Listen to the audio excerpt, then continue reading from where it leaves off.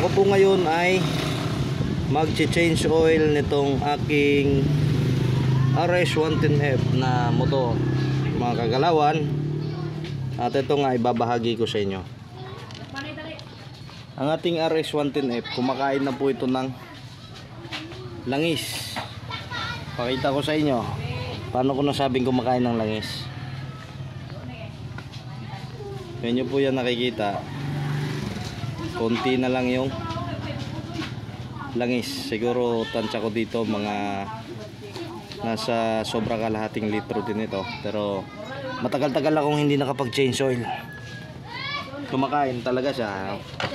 Isa pong palatandaan na kumakain siya ng langis, yan nga po, pag tayo'y mag-change oil, magpapalit, yung pinagpalitan o yung used oil po natin, malilikom natin used oil, ay talagang kumukunti po yan, mga kagalawan. Isa sa palatandaan, ito, yung ating tambutso. Tignan nyo po, at napaka dumi, basang-basa po yan ng langis. Grabe, langis po yan. At kapag tayo po ay maandar po dyan, papatakbo natin yung ating motor o pinapaandar, isa pong palatandaan na kumakain ng langis yung ating motor ay nangungusok po ang ating tambutso. Pag 2 stroke umuusok, okay po yan, pero pag 4 stroke, mga kagalawan,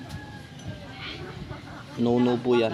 Ibig sabihin kumakain siya ng langis, at kailangan po nating ipagawa yung ating makina pagka ganyan na po ang nangyari. Pero ako po ay wala pang budget dito sa makina, walang panahon, walang budget, kaya i-change oil ko na lang po muna. Kapag i-change oil naman po natin, okay pa naman ho yan. Pag kumakain ho siya ng langis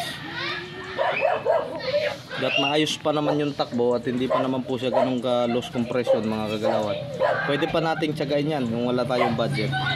Yung importante lang po dyan na huwag nating hahayaan na talagang sobrang daming langis ang mawala.